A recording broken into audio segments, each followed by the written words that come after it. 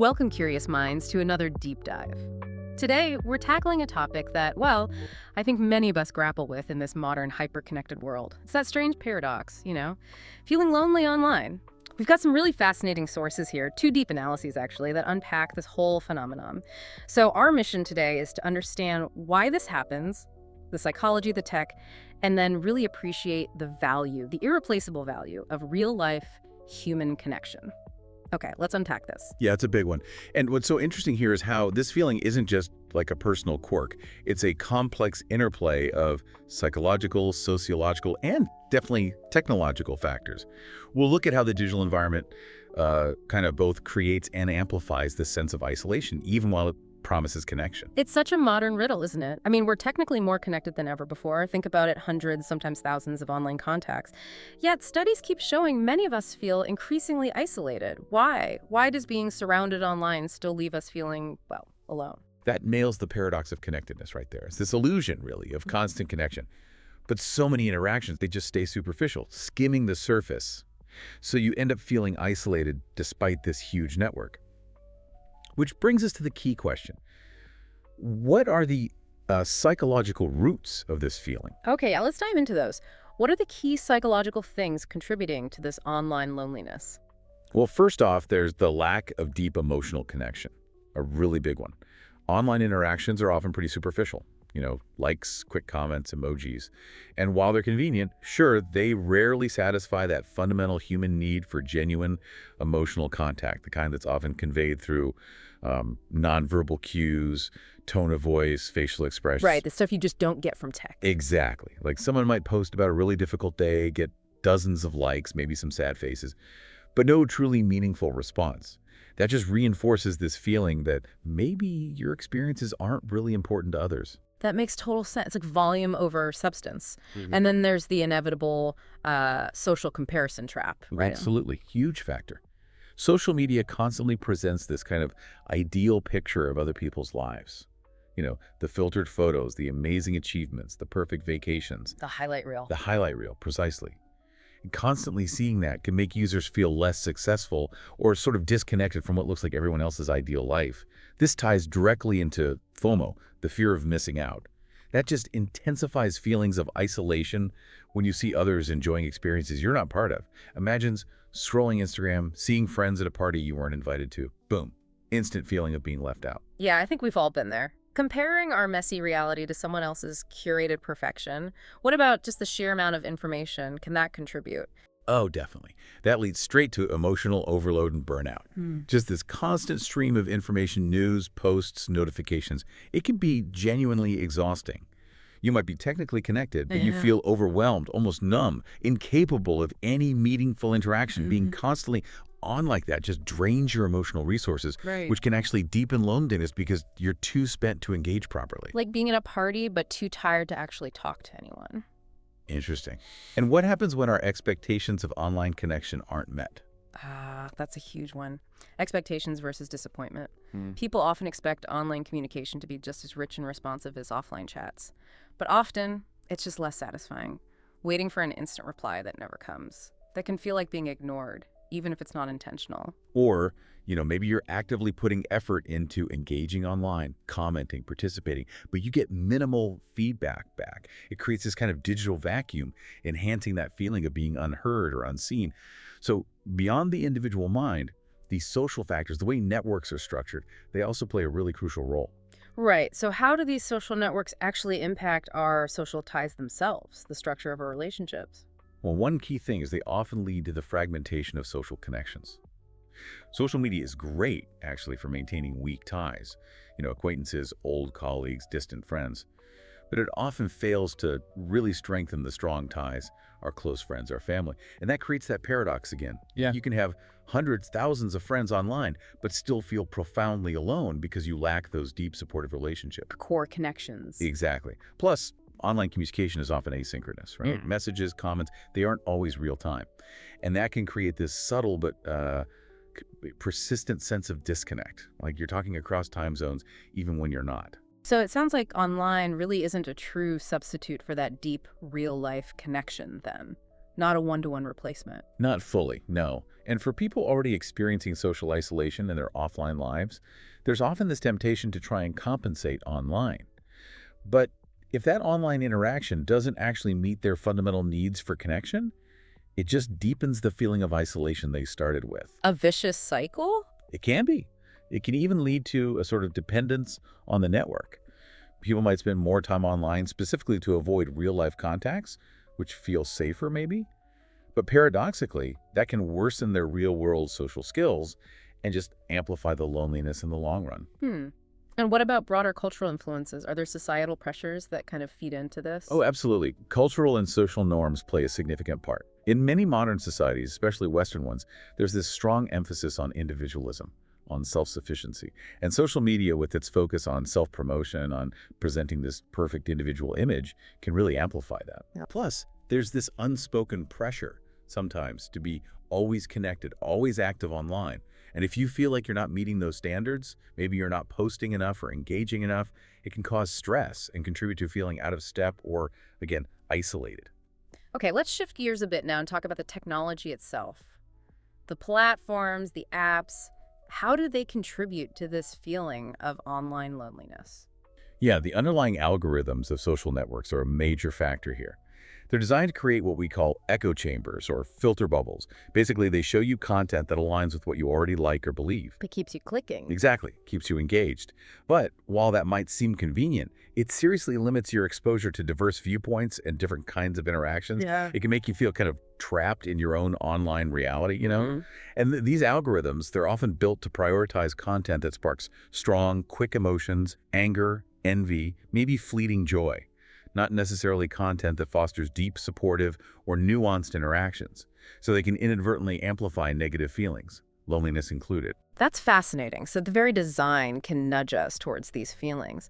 What about how we present ourselves online? Often it's anonymous, or at least curated.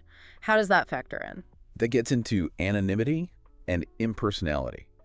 Now, anonymity in some spaces, like forums, can be freeing, right? Those people express themselves openly, but it can also create a sense of detachment because there's less personal investment, less accountability maybe with the people you're talking to. Less skin in the game. Kind of, yeah.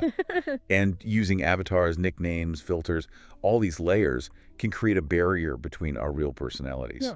It can intensify that feeling that the connections aren't truly genuine, almost like you're interacting with characters, not real people. And then there's just the basic technical stuff, right? The limitations of the medium itself. Yes, the technical limitations are significant. Online communication just inherently lacks so many of the rich elements of offline interaction. You lose the full spectrum of tone of voice, those micro expressions on someone's face, the feeling of just being physically present with someone. All that can make interactions feel less human, less complete. And even simple things like technical glitches, a bad internet connection, messages getting delayed, they interrupt the flow and can foster that sense of detachment too. Now, it's really important to see how all these factors, psychological, social, technological, oculus, they don't just exist separately. They actually feed into several key mechanisms that intensify this feeling of loneliness, often creating kind of self-reinforcing cycle. Right, so it's not just isolated causes, they interact, creating a kind of downward spiral maybe? Precisely. You've got that paradox of connectedness. We talked about the illusion of connection hiding superficial interactions. That feeds directly into a feedback loop. Loneliness might push someone to spend more time online, hoping to find connection there. Trying to fix it with the thing that might be causing it. Exactly. But the superficiality of many online interactions often just amplifies that initial loneliness. It creates this vicious cycle that can be really hard to break out of. Wow. And I've heard dopamine plays a role here too, kind of hijacking our brain chemistry. It's a critical mechanism, dopamine addiction. Social networks are, frankly, expertly designed to trigger dopamine release. Likes, notifications, comments, they give you these little hits of pleasure, of validation, instant feedback. It feels good for a second. Right, but the effect is temporary. It's a fleeting high. And it often leaves an emotional void afterwards, a kind of crash. And that feeling, that void, can actually amplify the loneliness, making you crave the next notification, the next like. This paints a really clear, maybe even a little bleak picture of why online interactions can fall short. They just don't seem to satisfy our deeper needs. So let's flip the script. Let's talk about the positive. What makes in-person connections so uniquely valuable, so essential for our well-being? This is where it gets really fascinating, biologically even. Our brains are literally hardwired for face-to-face interaction. Think about this. Yeah. More than 70% of human communication is nonverbal. 70%. Wow. Yeah. Things like a glance, the subtle tone of voice, posture, a gentle touch. These cues are absolutely vital for understanding emotions, intentions, building intimacy, building trust. Think about a friend's genuine smile when you share good news, or a comforting hand on your shoulder when things are tough. It conveys support and understanding far more powerfully than any emoji ever could. Right. Online, those critical nuances are often just lost.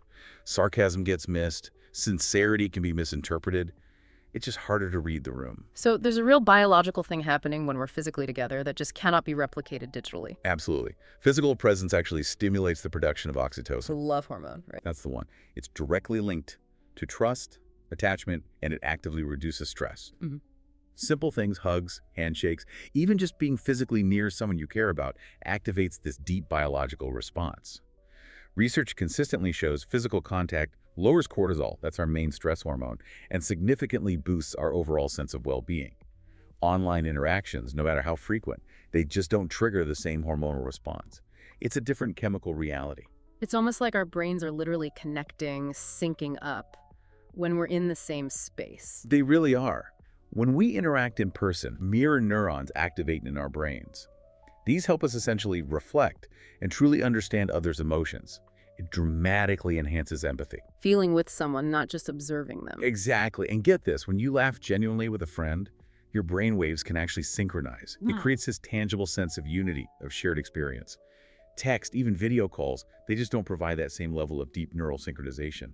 It sounds like real life just allows for far greater emotional depth and authenticity. That must make a huge difference in feeling truly connected. Precisely. It's just inherently easier to share vulnerable personal experiences and receive genuine, heartfelt support in real life. Yeah. Relaxed coffee chat, a walk in the park. These settings foster an atmosphere of trust where you feel truly heard and understood. Sharing something difficult in person with a friend, it often feels far more significant, more impactful than typing it out in a message. And real-life interactions tend to be more authentic. It's much harder to hide your emotions or maintain a facade when you're face-to-face. That physical presence creates an immediate here and now feeling, deeply involving you in the moment. More present. Definitely more present. A shared meal, a group activity. These create lasting memories that fleeting digital interactions often can't replicate. And when it comes to immediate emotional support, in person, you can offer an immediate reaction, a hug, just sitting quietly with someone, sharing a laugh. That's crucial in tough moments, and it's something online communication simply can't provide in the same way. So it's not just about how we feel individually, but what we actively build socially through these interactions, the relationships themselves. That's a critical distinction, yeah. In-person contact inherently strengthens trust and intimacy. It forms robust, long-term relationships based on shared history, shared experiences. Going on a trip together, working on a challenging project face-to-face, that creates much stronger bonds than just being in the same group chat. Shared struggle, shared success. Exactly.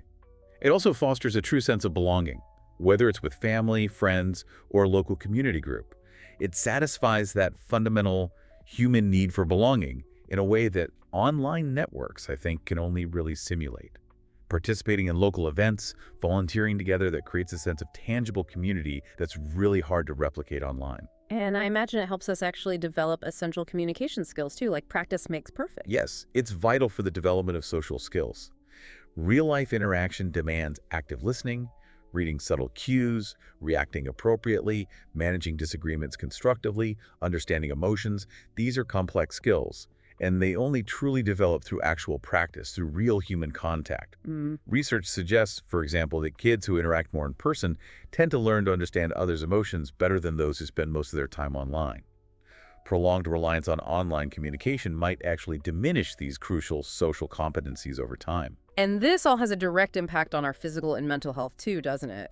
Beyond just feeling good, there are actual measurable benefits. Absolutely. The data is pretty clear on this. Studies consistently show that people who regularly meet up with friends or family experience less chronic loneliness.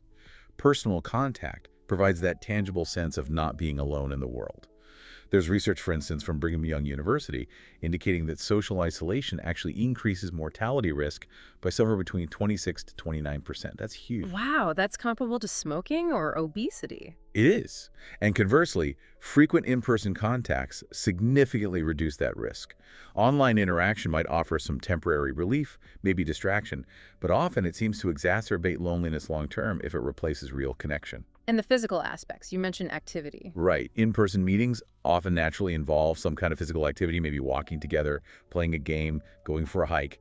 That positively impacts health. Online communication, by contrast, is almost always sedentary, sitting at a screen. And that can negatively affect well-being over time. Makes sense. And for psychological well-being, personal contact is a powerful buffer against stress and anxiety. Shared laughter, deep conversations, even just the silent, comforting presence of loved ones, it creates a profound sense of security and connection. Whereas social media, as we discussed, can actually increase anxiety because of FOMO, social comparison, or just information overload. Okay, so beyond the personal benefits, are there practical advantages too? Like in professional settings or when trying to solve problems? Definitely. For conflict resolution, face-to-face meetings are almost always more effective. You can read nonverbal cues, gauge reactions immediately, adjust your approach in real time, clarify misunderstandings instantly. Less chance of misinterpreting tone in a text. Exactly. Text communication can so easily worsen conflicts because tone and intent are ambiguous. And for things like creativity and collaboration, in-person brainstorming often sparks more spontaneous ideas, there's better energy, better chemistry between participants. Virtual meetings can be productive, of course, but they often lack that dynamic spark you get when people are physically in the same room, bouncing ideas off each other. So when we pull all of this together, how does personal contact really fit into our fundamental human needs? Thinking about something like Maslow's hierarchy. That's a great lens to use. When you look at Maslow's hierarchy of needs, personal contact really addresses almost every single level. It contributes to physiological needs by stimulating those happiness hormones like oxytocin, reducing stress. It fulfills safety needs by fostering security and trust in relationships. It directly builds belonging and love. It provides esteem by making us feel valued, heard, understood, and it even helps with self-actualization through things like shared creative projects or deep, meaningful conversations that help us grow. Online interaction, unfortunately, often remains at a more superficial level. It might touch on belonging or esteem in fleeting ways, but it struggles to fully satisfy these core, deep human needs in the same sustained way. Okay, so if the solution lies in finding a better balance, what are some practical, really actionable steps we can take?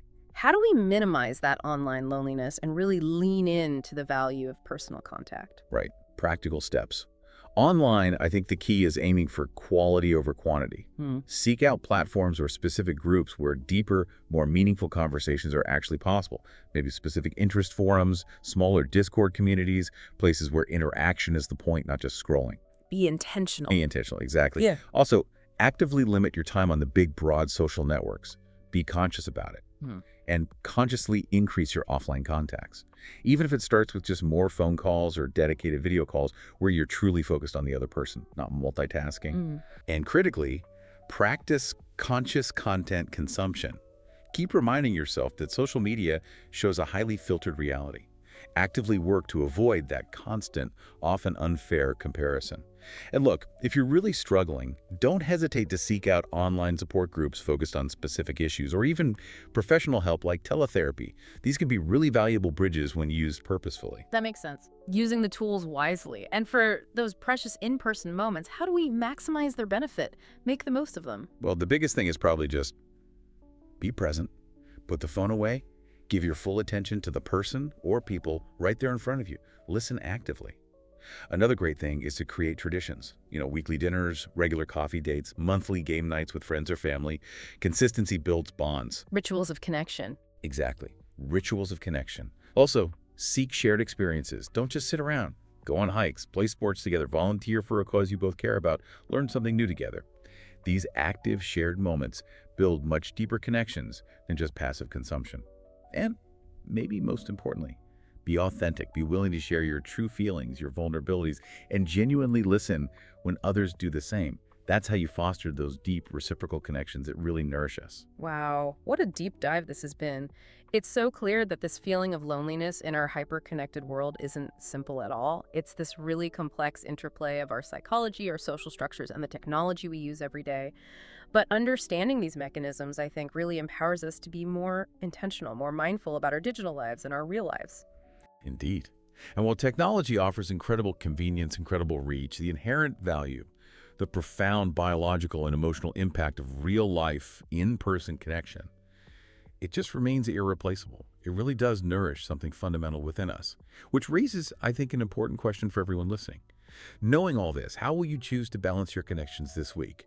What's one small step you could take starting today to foster a deeper, more meaningful connection, maybe online with more intention, or even better, in person?